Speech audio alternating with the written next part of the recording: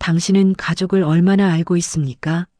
10년을 함께 살아도 단 하루 만에 모든 것이 거짓이 될 수 있습니다.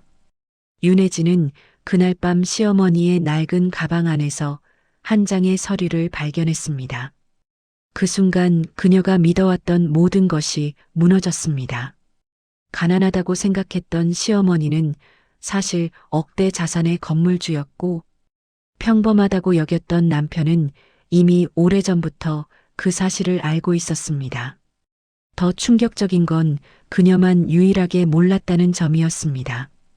이것은 혜진이 마주하게 될 배신의 시작에 불과했습니다.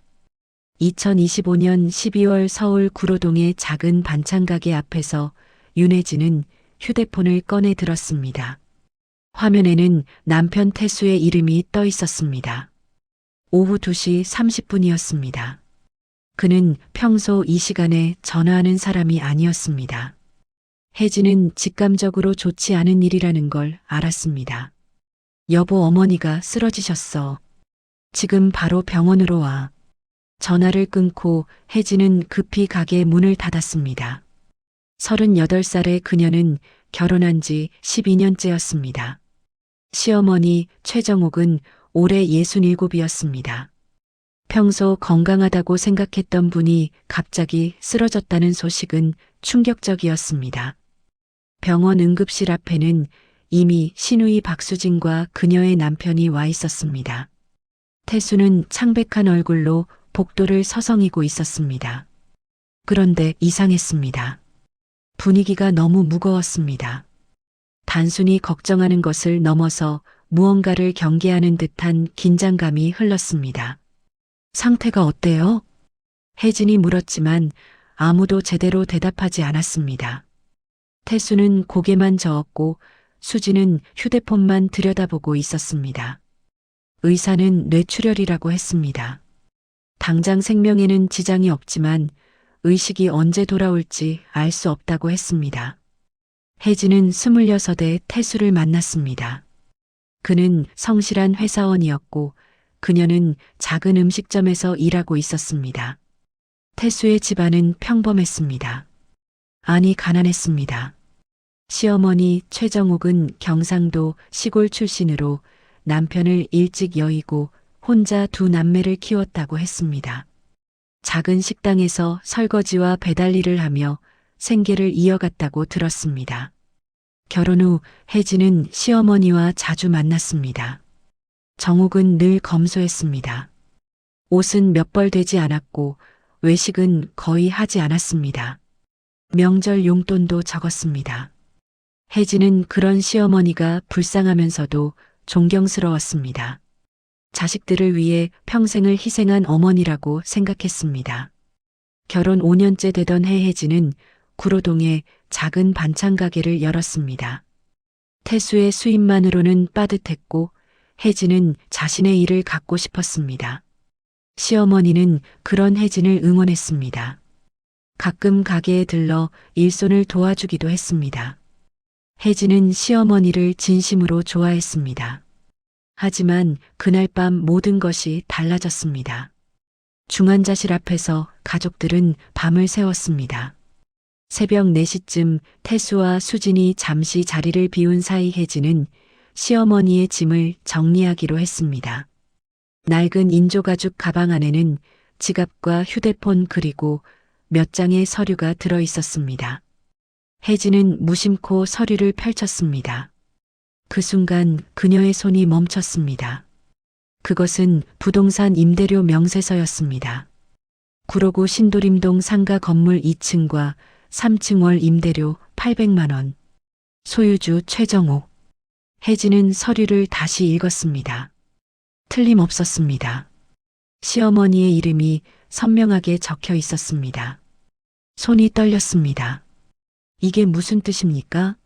평생 가난하게 살았다던 시어머니가 건물주였다는 말입니까? 더 놀라운 건 그 다음이었습니다. 서류 아래에는 은행 통장 사본이 있었습니다. 잔액은 2억 3천만 원이었습니다. 혜진은 숨이 막혔습니다. 지난 12년 동안 그녀가 알던 시어머니는 누구였습니까? 명절마다 10만 원씩 용돈을 주시던 분이 이런 재산을 갖고 계셨다는 말입니까?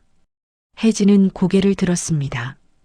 복도 저편에서 태수와 수진이 돌아오고 있었습니다. 두 사람은 무언가를 심각하게 이야기하고 있었습니다. 혜진은 재빨리 서류를 가방에 넣었습니다. 그날 이후 혜진은 가족들을 다시 보기 시작했습니다. 태수는 평소보다 더 조용했습니다. 수지는 어머니 병실을 지키면서도 계속 누군가와 통화했습니다. 그들의 표정에는 슬픔보다 다른 감정이 더 짙었습니다. 혜진은 그제야 깨달았습니다. 응급실 앞에서 느꼈던 그 묘한 긴장감의 정체를 말입니다. 그들은 이미 알고 있었습니다. 시어머니의 재산을 말입니다. 어쩌면 오래전부터 알고 있었을지도 모릅니다. 그렇다면 왜 혜진에게만 말하지 않았을까요? 12년 동안 며느리로 살아온 그녀를 왜 철저히 배제했을까요? 혜진은 병실 창밖을 바라보았습니다. 서울의 밤은 여전히 밝았습니다.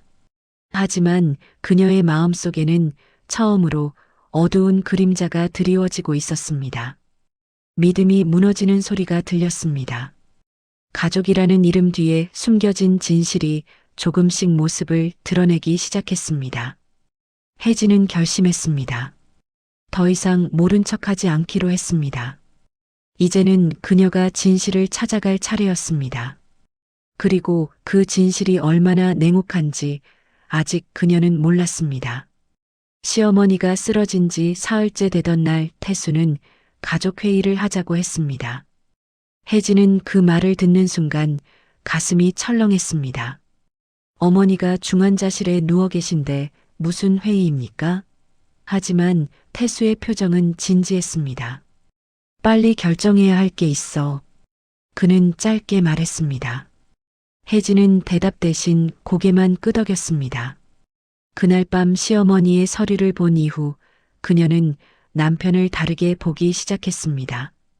12년을 함께 살았지만 이제는 낯선 사람 같았습니다. 저녁 6시에 병원 상담실에 가족들이 모였습니다.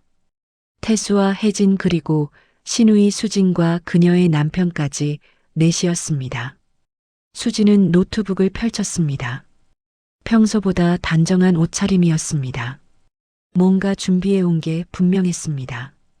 오빠 형부님 올케 언니, 우리 현실적으로 이야기해야 해요. 수진이 먼저 입을 열었습니다.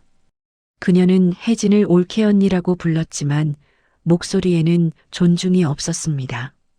어머니가 언제 깨어나실지 모르잖아요. 그 사이에 재산 관리는 누가 해요? 병원비도 계속 나가는데 말이에요. 혜진은 재산이라는 단어에 움찔했습니다. 수진도 알고 있다는 뜻이었습니다. 시어머니의 건물과 예금을 말입니다. 그래서 내 생각엔 후견인을 정해야 할 것 같아. 태수가 말했습니다. 혜진은 남편을 바라봤습니다. 후견인이요? 어머니는 아직 살아계신데요? 하지만 그녀는 입을 열지 않았습니다. 일단 들어보기로 했습니다. 법적으로 후견인을 지정하면 어머니 명의의 재산을 관리할 수 있대. 당연히 가족 중 한 명이 해야지. 수진이 노트북 화면을 돌렸습니다. 거기에는 성년 후견 제도에 대한 법률 조항들이 빼곡했습니다. 혜진은 그제야 깨달았습니다. 이 사람들은 이미 알아봤다는 것을 말입니다. 누가 아는데요? 혜진이 물었습니다. 그녀의 목소리는 평소보다 낮았습니다. 오빠가 장남이니까 오빠가 하는 게 맞죠. 수진이 당연하다는 듯 대답했습니다. 혜진은 웃음이 나올 뻔했습니다. 장남이라는 이유로 수억 원의 재산을 관리하겠다는 겁니까? 저는 반대합니다. 혜진이 분명하게 말했습니다. 세 사람의 시선이 일제히 그녀에게 쏠렸습니다. 태수의 눈빛이 차갑게 변했습니다. 왜? 이유가 뭔데? 어머니가 의식이 없으신 상태에서 성급하게 결정할 일이 아니라고 생각해요. 조금만 기다려보면 안 될까요? 혜진은 최대한 차분하게 말했습니다. 하지만 속으로는 분노가 치밀었습니다. 이 사람들은 어머니의 회복보다 재산이 먼저였습니다. 올케 언니는 이 집안일에 대해 잘 모르시잖아요. 수진이 날카롭게 말했습니다. 혜진은 그 말의 의미를 정확히 알았습니다. 너는 며느리일 뿐이니까 끼어들지 말라는 뜻이었습니다. 그날 밤 혜진은 잠을 이룰 수 없었습니다. 태수는 먼저 잠들었습니다. 아니 잠든 척하고 있었습니다. 혜진은 남편의 뒷모습을 바라봤습니다. 언제부터였을까요? 이 사람이 그녀를 속이기 시작한 게 말입니다. 다음 날 혜진은 일찍 병원에 갔습니다. 시어머니의 상태를 확인하고 싶었습니다. 중환자실 앞에는 아무도 없었습니다. 면회 시간 전이었습니다. 혜진은 복도 끝 자판기에서 커피를 뽑아들고 창가에 섰습니다. 그때 복도 저편에서 태수의 목소리가 들렸습니다. 혜진은 반사적으로 몸을 숨겼습니다. 기둥 뒤에서 조심스럽게 고개를 내밀었습니다. 태수는 누군가와 통화 중이었습니다. 네, 변호사님, 서류는 다 준비됐습니다. 이번 주 안에 법원에 신청하려고요. 혜진의 심장이 빠르게 뛰었습니다. 변호사요? 벌써 변호사까지 선임했다는 말입니까? 어머니 명의로 된 건 다 정리해야죠. 건물하고 예금 전부요. 후견인 지정되면 바로 관리 들어갈 수 있죠? 태수는 목소리를 낮췄지만 혜진에게는 또렷하게 들렸습니다. 그는 잠시 상대방의 말을 듣더니 다시 입을 열었습니다.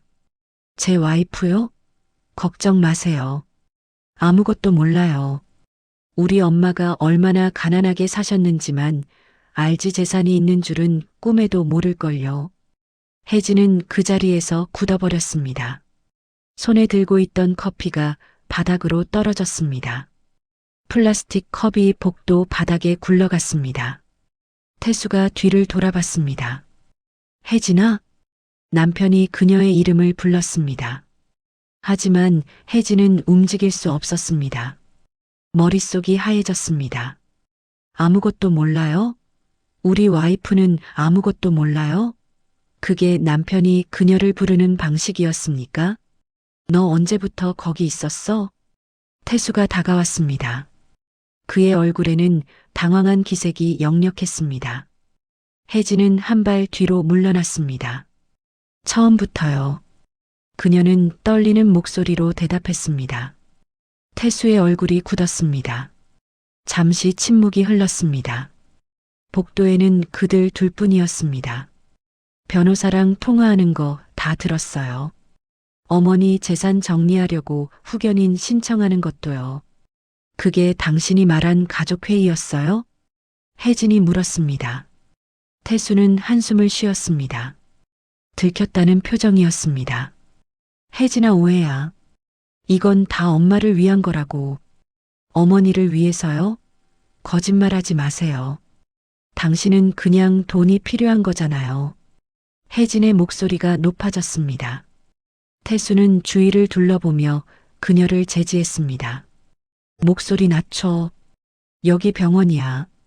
병원이면 어때요? 당신이 12년 동안 나한테 거짓말한 게 중요하지 여기가 어딘지가 중요해요? 혜진은 더 이상 참을 수 없었습니다. 그동안 쌓였던 배신감이 한꺼번에 터져 나왔습니다. 당신 어머니가 건물주인 거 언제부터 알았어요? 처음부터요? 우리 결혼할 때부터요? 태수는 대답하지 않았습니다. 그의 침묵이 답이었습니다. 혜진은 비참한 웃음을 흘렸습니다. 그래요. 나만 몰랐구나. 신우이도 알고 당신도 알고 어쩌면 어머니 친구분들도 다 알았겠네요. 바보 같은 며느리만 혼자 모르고 살았던 거지. 혜진아 진정해. 이건 집안일이야. 내가 끼어들 문제가 아니라고. 태수의 말에 혜진은 헛웃음을 쳤습니다. 끼어들 문제가 아니라고요? 12년을 이 집 며느리로 살았는데 이제 와서 집안일이 아니라고 합니까? 나도 이 집안 사람이에요. 당신 아내고 어머니 며느리라고요. 법적으로는 그래도 피는 안 섞였잖아. 태수가 차갑게 말했습니다. 혜진은 그 순간 모든 것을 이해했습니다. 그들에게 그녀는 영원히 바깥 사람이었습니다. 아무리 오래 함께 살아도 피를 나누지 않은 이상 진짜 가족이 될 수 없었습니다. 그날 이후 혜진은 집으로 돌아가지 않았습니다. 반찬가게 2층에 있는 작은 원룸에서 혼자 지냈습니다. 원래는 창고로 쓰던 공간이었지만 간이 침대와 책상이 있었습니다. 태수는 몇 번 전화했지만 혜진은 받지 않았습니다. 사흘째 되던 날 신우이 수진이 가게로 찾아왔습니다. 그녀는 선글라스를 끼고 있었습니다. 손에는 명품 가방이 들려 있었습니다. 어머니가 위독한데 그런 차림이라니 혜진은 어이가 없었습니다. 올케 언니, 우리 잠깐 얘기 좀 해요. 수진이 가게 안으로 들어왔습니다. 손님이 없는 시간이었습니다. 혜진은 말없이 의자를 내밀었습니다. 수진은 앉지 않고 서서 말했습니다. 언니도 이제 알았잖아요. 우리 엄마 재산 있는 거. 그럼 이해하세요. 이건 우리 남매의 몫이에요. 수진 씨, 그건 어머니가 정하실 일이에요. 혜진이 조용히 말했습니다. 수진은 비웃듯 웃었습니다. 어머니가요? 언니 현실 좀 봐요. 어머니가 깨어나실지도 모르는데 뭘 정하신대요? 그래도 함부로 할 순 없어요. 아직 살아계신데 어떻게 재산을 마음대로 처분해요? 혜진의 목소리가 단호해졌습니다. 수진의 얼굴이 일그러졌습니다. 언니가 방해하면 안 돼요. 이건 경고예요. 우리는 이미 변호사도 선임했고 서류도 다 준비했어요. 언니가 이상한 짓 하면 후회하게 만들 거예요. 이상한 짓이요? 내가 뭘 한다는 거예요? 어머니한테 언니 잘 보이려고 딴짓하지 말라고요. 혹시나 정신 차리시면 언니한테 재산 주시게 만들려고 하는 거 다 알아요. 혜진은 기가 막혔습니다. 자기들은 어머니가 의식 없는 사이에 재산을 빼돌리려 하면서 도리어 그녀를 의심한다니 말입니다. 나가주세요. 더 이상 할 말 없어요. 혜진이 문을 가리켰습니다. 수지는 선글라스를 벗으며 그녀를 똑바로 바라봤습니다. 올케 언니 명심하세요. 이 집안에서 언니는 아무것도 아니에요. 그냥 오빠가 데려온 여자일 뿐이라고요. 수진이 가게를 나갔습니다. 혜진은 그 자리에 주저앉았습니다. 몸이 떨렸습니다. 분노 때문인지 슬픔 때문인지 알 수 없었습니다. 그날 밤 혜진은 결심했습니다. 더 이상 당하고만 있을 수 없었습니다. 그녀에게도 방법이 있었습니다. 시어머니의 가방에서 본 서류들을 말입니다. 임대료 명세서와 통장 사본을 그녀는 아직 갖고 있었습니다. 그리고 그 서류들 사이에는 또 다른 중요한 단서가 있었습니다. 혜진은 서류를 다시 꺼내 들었습니다. 형광등 불빛 아래에서 한 장 한 장 꼼꼼히 살폈습니다. 그리고 발견했습니다. 정옥이 매달 임대료의 일부를 자선단체에 기부하고 있다는 기록을 말입니다. 또한 개인 계좌로 분산해서 관리하던 흔적도 있었습니다. 이것만 있으면 태수와 수진의 계획을 막을 수 있었습니다. 법원에서도 함부로 후견인을 지정하지 못할 것입니다. 혜진은 서류를 조심스럽게 봉투에 넣었습니다. 그녀는 더 이상 그들이 생각하는 순진한 며느리가 아니었습니다. 싸울 준비가 되어 있었습니다. 이것은 단순히 돈의 문제가 아니었습니다. 그녀의 존엄과 12년의 삶을 지키기 위한 싸움이었습니다. 밤은 깊어갔지만 혜진의 눈은 또렷했습니다. 이제 시작이었습니다. 혜진은 서류를 들고 법률사무소를 찾았습니다. 구로디지털 단지역 근처에 있는 작은 사무실이었습니다. 인터넷으로 찾은 곳이었습니다. 상담료는 10만 원이었지만 그녀는 기꺼이 냈습니다. 진실을 알기 위해서라면 그 정도는 아무것도 아니었습니다. 변호사는 50대 중반의 여성이었습니다. 그녀는 혜진이 가져온 서류를 꼼꼼히 살펴봤습니다. 임대료 명세서와 통장 사본 그리고 기부 내역이 적힌 영수증들이었습니다. 5분쯤 지났을까요? 변호사가 안경을 벗으며 고개를 들었습니다. 이 서류들이 어떻게 손에 들어온 건가요? 시어머니 가방에서 발견했어요. 병원에서 정리하다가요. 혜진은 솔직하게 대답했습니다. 변호사는 고개를 끄덕였습니다. 남편분과 시누이분이 후견인 신청을 하려 한다고 하셨죠? 네, 이미 변호사도 선임했다고 하더라고요. 그렇다면 서두르셔야 합니다. 일단 이 서류들을 보니 시어머님이 재산을 체계적으로 관리하셨네요. 기부 내역도 있고 분산 투자도 하셨고요. 이건 중요한 증거가 될 수 있어요. 무슨 증거요? 혜진이 물었습니다. 변호사는 서류를 가리키며 설명했습니다. 성년후견제도는 본인이 판단 능력이 없을 때 적용됩니다. 하지만 시어머님은 최근까지도 재산을 합리적으로 관리하셨어요. 이건 판단 능력이 있다는 증거죠. 법원에서도 함부로 후견인을 지정하지 못할 겁니다. 혜진은 처음으로 희망을 느꼈습니다. 그녀의 손에도 카드가 있었습니다. 태수와 수진이 모든 걸 가져갈 수는 없었습니다. 그럼 저는 어떻게 해야 하나요? 일단 이 서류들을 잘 보관하세요. 복사본도 여러 장 만들어 두고요. 그리고 법원에 의견서를 제출할 수 있어요. 며느리로서 시어머님의 평소 생활과 판단 능력을 증언하는 거죠. 변호사의 말에 혜진은 고개를 끄덕였습니다. 할 수 있었습니다. 그녀는 더 이상 무력한 사람이 아니었습니다. 사무실을 나온 혜진은 바로 근처 복사점으로 갔습니다. 서류를 5부씩 복사했습니다. 원본은 은행 대여금고에 맡기고 복사본 하나는 가게에 두었습니다. 나머지는 믿을 만한 친구에게 맡기기로 했습니다. 그날 저녁 혜진은 오랜만에 친구 민지를 만났습니다. 민지는 대학 시절 룸메이트였습니다. 결혼 후에도 가끔 연락하며 지냈습니다. 두 사람은 구로역 근처 조용한 카페에 앉았습니다. 그래서 지금 남편이랑 따로 사는 거야? 민지가 걱정스러운 얼굴로 물었습니다. 혜진은 고개를 끄덕였습니다. 응가게 2층에서 지내고 있어. 집에는 안 들어가. 그 정도로 심각해? 그냥 이혼하는 게 낫지 않아? 그것까지는 생각 못 해봤어. 일단 어머니 문제부터 해결해야 할 것 같아. 혜진은 민지에게 모든 상황을 설명했습니다. 시어머니의 숨겨진 재산과 태수의 배신, 그리고 수진의 협박까지 말입니다.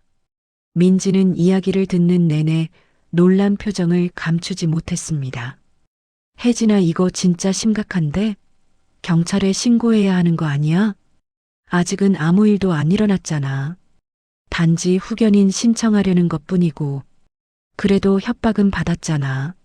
시누이가 경고했다며? 민지의 말이 맞았습니다. 하지만 혜진은 아직 확실한 증거가 없었습니다. 그리고 무엇보다 시어머니가 걱정되었습니다. 가족이 경찰에 신고하고 법적 다툼을 벌인다면 어머니가 깨어나셨을 때 얼마나 슬퍼하시겠습니까? 일단은 조용히 대응하려고. 이 서류들만 잘 보관하면 그쪽도 함부로 못할 거야. 혜진은 민지에게 봉투를 건넸습니다. 서류 복사본이 들어 있었습니다. 이거 좀 맡아줘. 혹시 내가 못 지키게 되면 내가 대신 증거로 제출해줘. 민지는 심각한 표정으로 봉투를 받았습니다. 두 사람은 오랫동안 아무 말 없이 앉아 있었습니다. 다음 날 혜진에게 이상한 일이 일어나기 시작했습니다. 가게 앞에 낯선 차가 계속 서 있었습니다. 검은색 세단이었습니다. 창문은 선팅이 되어 있어서 안이 보이지 않았습니다. 처음에는 그냥 손님 차려니 했습니다. 하지만 이틀 3일 계속되자 이상함을 느꼈습니다. 혜진은 휴대폰으로 차량 번호를 찍었습니다. 그리고 민지에게 문자를 보냈습니다. 혹시 모를 상황에 대비하기 위해서였습니다. 어느 날 저녁 태수가 가게로 찾아왔습니다. 일주일 만이었습니다. 그는 피곤해 보였습니다. 눈 밑에 다크서클이 짙었습니다. 혜진아, 우리 좀 이야기하자. 그가 조심스럽게 말했습니다. 혜진은 대답 대신 의자를 내밀었습니다. 태수는 앉아서 한참을 말없이 있다가 입을 열었습니다. 미안해. 내가 잘못했어. 혜진은 놀랐습니다. 태수가 사과할 줄은 몰랐습니다. 하지만 그녀는 쉽게 용서할 수 없었습니다. 뭐가 미안한데요? 다 미안해. 내한테 숨긴 것도, 내 의견 안 물어본 것도. 그게 다예요? 12년 동안 날 속인 게 그게 다라고요? 혜진의 목소리가 높아졌습니다. 태수는 고개를 숙였습니다. 나도 어쩔 수 없었어. 엄마가 비밀로 하라고 했거든. 수진이한테도 아들한테도 말하지 말라고. 그럼 왜 이제 와서 후견인 신청하는 건데요?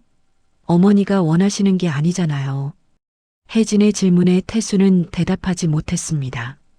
한참을 망설이다가 작은 목소리로 말했습니다. 빚이 있어. 회사에서 투자 잘못해서 3천만 원 빚이 생겼어. 당장 다음 달까지 갚아야 하는데 방법이 없어. 혜진은 허탈한 웃음을 흘렸습니다. 결국 돈 때문이었습니다. 남편은 돈이 필요해서 의식 없는 어머니의 재산을 노린 것입니다. 그래서 어머니 돈 쓰려고요? 깨어나실지도 모르는데요. 한시적으로만 쓰고 나중에 갚을 거야. 엄마가 깨어나시면 다 설명하고. 설명하면 다예요? 어머니가 용서하실 것 같아요? 태수는 대답하지 못했습니다. 혜진은 남편을 똑바로 바라봤습니다. 저는 반대할 거예요. 법원에 의견서도 제출할 거고 어머니가 평소에 얼마나 멀쩡하셨는지 다 증언할 거예요. 태수의 얼굴이 굳었습니다. 그는 혜진을 믿을 수 없다는 표정으로 바라봤습니다. 혜진아, 내가 나한테 이럴 거야? 우리 부부잖아. 부부요? 부부는 서로 믿고 의지하는 사이예요. 당신이 한 게 뭐예요? 날 속이고 배제하고 무시했잖아요. 혜진의 말에 태수는 할 말을 잃었습니다. 잠시 침묵이 흘렀습니다. 결국 태수가 먼저 일어났습니다. 알았어. 내 마음대로 해. 하지만 혜진아, 나중에 후회하지 마.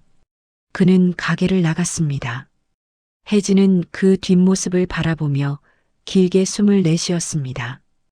가슴이 아팠습니다. 하지만 흔들리지 않았습니다. 며칠 후 혜진은 시어머니가 기부하던 자선단체를 찾아갔습니다. 서류에 적힌 주소였습니다. 마포구의 작은 건물 2층에 있었습니다. 아동복지센터라는 팻말이 걸려 있었습니다. 문을 열고 들어가자 50대 여성이 반갑게 맞아주었습니다. 센터장이었습니다. 혜진은 자신을 소개하고 시어머니 이야기를 꺼냈습니다. 최정욱 여사님 며느리세요? 아이고, 정욱 씨가 어떻게 되셨다는 소식 듣고 얼마나 놀랐는지 몰라요.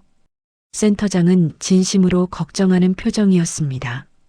혜진은 그제야 알았습니다.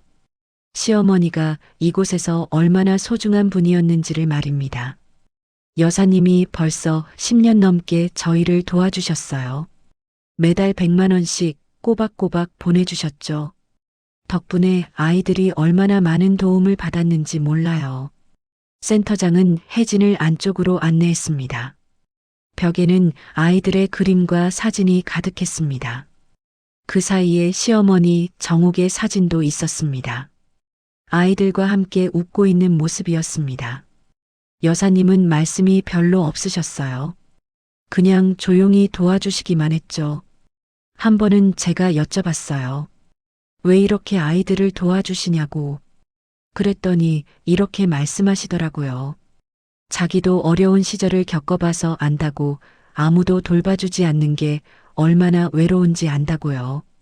혜진의 눈시울이 뜨거워졌습니다. 그녀가 알던 시어머니는 과묵하고 감정 표현이 적은 분이었습니다. 하지만 이렇게 따뜻한 마음을 가지고 계셨던 것입니다. 혹시 여사님이 다른 얘기는 안 하셨나요? 재산이나 가족에 대해서요. 혜진이 조심스럽게 물었습니다. 센터장은 잠시 생각하더니 고개를 끄덕였습니다. 한 번은 그러셨어요. 자기가 죽으면 이 건물을 착하게 사는 사람한테 주고 싶다고.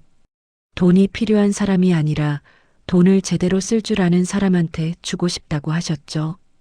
혜진은 가슴이 뭉클했습니다. 시어머니는 이미 오래전부터 생각하고 계셨던 것입니다. 누구에게 재산을 물려줄지를 말입니다. 센터를 나온 혜진은 한강을 따라 걸었습니다. 저녁 해가 지고 있었습니다. 그녀는 처음으로 확신했습니다. 시어머니는 분명히 깨어나실 것이고 진실은 밝혀질 것이라고 말입니다. 그날 밤 병원에서 연락이 왔습니다. 시어머니의 의식이 조금씩 돌아오고 있다는 소식이었습니다. 손가락을 움직이고 눈을 뜨셨다고 했습니다. 혜진은 서둘러 병원으로 달려갔습니다. 중환자실 앞에는 태수와 수진이 이미 와 있었습니다. 두 사람의 표정은 복잡했습니다. 기쁨보다는 불안이 더 컸습니다. 혜진은 그들을 지나쳐 유리창 너머로 시어머니를 바라봤습니다. 정욱은 눈을 뜨고 계셨습니다. 아직 말은 못하시는 것 같았지만 분명히 의식이 있었습니다. 혜진은 알았습니다. 이제 곧 모든 진실이 드러날 것이라는 것을 말입니다. 복도 한편에서 태수와 수진이 다투는 소리가 들렸습니다. 서로를 탓하는 목소리였습니다.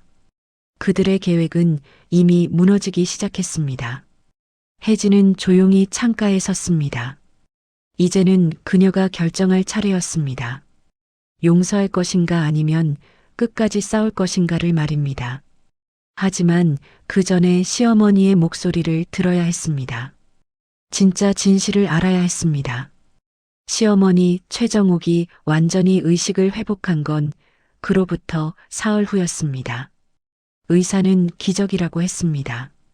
뇌출혈 환자가 이렇게 빨리 회복하는 경우는 드물다고 했습니다. 혜진은 그 말을 들으며 안도의 한숨을 내쉬었습니다. 정욱이 처음 한 말은 간단했습니다. 물 좀 주세요. 목소리는 약했지만 또렷했습니다. 혜진은 조심스럽게 물컵을 받쳐드렸습니다. 정욱은 천천히 물을 마시고 주위를 둘러봤습니다. 병실에는 혜진만 있었습니다. 태수와 수진은 아직 오지 않았습니다. 혜진아, 너 혼자 있니? 내 어머니 다른 분들은 곧 오실 거예요. 정욱은 고개를 끄덕이고 혜진의 손을 잡았습니다. 그 손은 여전히 따뜻했습니다. 고마워. 내가 많이 고생했구나. 아니에요, 어머니, 제가 뭘 했다고요. 혜진의 목소리가 떨렸습니다. 정욱은 며느리를 조용히 바라봤습니다. 그 눈빛에는 모든 것을 아는 듯한 깊이가 있었습니다. 이틀 후 정욱은 가족 모두를 병실로 불렀습니다. 태수와 수진 그리고 혜진이 자리했습니다. 분위기는 무거웠습니다. 정욱은 침대에 반쯤 기댄 채 차분하게 입을 열었습니다.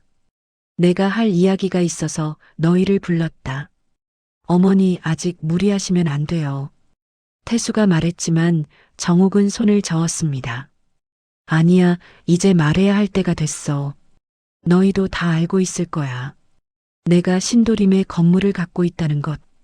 수진과 태수가 서로를 바라봤습니다. 혜진은 조용히 앉아 있었습니다. 사실 그 건물은 너희 아버지가 남긴 거야. 아버지가 돌아가시기 전에 몰래 사두셨던 거지. 나는 한참 뒤에 알았어. 아버지가 평생 모은 돈으로 마련한 거였어. 정욱의 목소리에는 그리움이 묻어났습니다. 태수는 놀란 표정을 감추지 못했습니다. 그런 줄 몰랐어요. 아버지가 그렇게 준비하셨다니. 아버지는 너희가 굶지 않고 살기를 바라셨어. 하지만 나는 그 돈을 바로 쓰고 싶지 않았다. 너희가 스스로 살아가는 법을 배우길 원했거든. 정옥은 잠시 숨을 고르고 말을 이었습니다. 그래서 15년 동안 임대료를 모았어. 일부는 어려운 아이들을 돕는 데 썼고 나머지는 저축했지. 그리고 생각했어. 이 재산을 누구에게 물려줄지를. 병실이 조용해졌습니다. 수진이 긴장한 얼굴로 어머니를 바라봤습니다. 태수도 마찬가지였습니다. 나는 결정했어. 이 건물을 혜진에게 주기로. 뭐라고요? 수진이 벌떡 일어났습니다. 태수도 믿을 수 없다는 표정이었습니다. 혜진은 놀라서 고개를 저었습니다. 어머니 안 돼요. 저는 받을 수 없어요. 왜? 내가 가장 자격이 있는 사람인데. 정옥이 혜진을 바라보며 말했습니다. 12년 동안 내가 어떻게 살았는지 내가 다 봤어. 반찬 가게 하나로 생계를 꾸리면서도 불평 한마디 없이 살았잖니. 명절마다 우리 챙기고 내가 아플 때마다 달려왔고 그게 쉬운 일이 아니야. 하지만 어머니 저는 며느리일 뿐이에요. 친자식들이 있는데. 혜진의 말에 정옥은 고개를 저었습니다. 수진아 태수야 너희는 내 자식이 맞아. 사랑하지. 하지만 너희는 이미 충분히 받았어. 대학도 보내주고 결혼도 시켜줬고 이제는 스스로 살아가야 해. 어머니 이건 불공평해요. 저희는 친자식인데 왜 며느리한테 재산을 줘요? 수진이 울먹이며 항의했습니다. 정옥은 단호하게 말했습니다. 불공평? 수진아 내가 10년 동안 나한테 용돈 보낸 적 있니? 명절에 한 번이라도 제대로 왔니? 너는 늘 바쁘다고 했지. 태수도 마찬가지야. 나한테 관심 있을 때는 돈이 필요할 때뿐이었어. 태수는 고개를 숙였습니다. 반박할 수 없었습니다. 혜진이는 달랐어. 이 아이는 진심으로 나를 대했어. 돈 때문이 아니라 사람으로 대해줬지. 그게 얼마나 고마운지 너희는 몰라. 병실은 한동안 침묵에 잠겼습니다. 수지는 울먹이며 밖으로 나갔습니다. 태수는 자리에 앉아 있었지만 아무 말도 하지 못했습니다. 혜진은 정옥의 손을 잡았습니다. 어머니, 저는 아직 결정하지 못했어요. 받아야 할지 말아야 할지 천천히 생각해. 하지만 혜진아 이건 알아둬. 이 재산은 너를 위한 게 아니야. 내가 잘 쓰라고 주는 거지. 아버지와 내가 평생 모은 돈을 의미 있게 써줬으면 해. 혜진은 눈물을 흘렸습니다. 그동안 쌓였던 모든 감정이 터져 나왔습니다. 배신감도 분노도 이제는 중요하지 않았습니다. 며칠 후 혜진은 태수와 마주 앉았습니다. 오랜만에 둘만의 대화였습니다. 태수는 먼저 사과했습니다. 미안해 혜진아. 내가 욕심을 부렸어. 너를 무시했고 저도 미안해요. 좀 더 일찍 이야기했어야 했는데. 두 사람은 솔직하게 대화했습니다. 12년의 결혼 생활에서 쌓인 오해와 상처를 풀어냈습니다. 쉽지 않았지만 필요한 시간이었습니다. 이혼할 거야? 태수가 조심스럽게 물었습니다. 혜진은 고개를 저었습니다. 아직은 모르겠어요. 하지만 당신이 변해야 해요. 우리가 다시 시작하려면 믿음부터 쌓아야죠. 태수는 고개를 끄덕였습니다. 그는 진심으로 반성하고 있었습니다. 몇 달이 흘렀습니다. 정옥은 건강을 회복해 퇴원했습니다. 혜진은 결국 건물을 받기로 했습니다. 대신 임대료의 절반은 계속 자선단체에 기부하기로 했습니다. 나머지는 반찬 가게를 키우는 데 사용했습니다. 수진과의 관계는 여전히 어색했습니다. 하지만 시간이 지나며 조금씩 나아졌습니다. 수진도 스스로 돈을 벌며 삶의 의미를 찾아가기 시작했습니다. 태수는 달라졌습니다. 빚을 갚기 위해 부업을 시작했고 혜진에게 더 솔직해졌습니다. 완벽하지는 않았지만 노력하는 모습이 보였습니다. 어느 봄날 혜진은 시어머니와 함께 한강을 걸었습니다. 벚꽃이 만개한 날이었습니다. 정옥이 혜진의 팔을 잡으며 말했습니다. 혜진아, 행복하니? 내 어머니 지금이 제일 행복해요. 그럼 됐어. 사람은 행복하게 살아야 해. 돈이 많고 적고는 중요하지 않아. 두 사람은 오랫동안 강을 따라 걸었습니다. 햇살이 따스했습니다. 혜진은 생각했습니다. 이것이 진짜 가족이구나. 피가 아니라 마음으로 연결된 관계 말입니다. 그날 저녁 반찬 가게에는 손님들이 가득했습니다. 혜진은 주방에서 음식을 만들고 태수는 홀에서 서빙을 도왔습니다. 어색하지만 정겨운 풍경이었습니다. 혜진은 문득 깨달았습니다. 진짜 재산은 돈이 아니라는 것을 말입니다.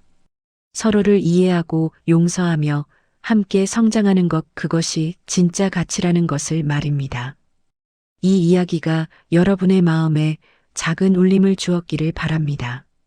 가족의 의미와 진정한 가치에 대해 함께 생각해 볼 수 있는 시간이었기를 희망합니다. 이 영상이 도움이 되셨다면 구독과 좋아요 부탁드립니다. 다음 이야기에서 또 만나겠습니다. 감사합니다.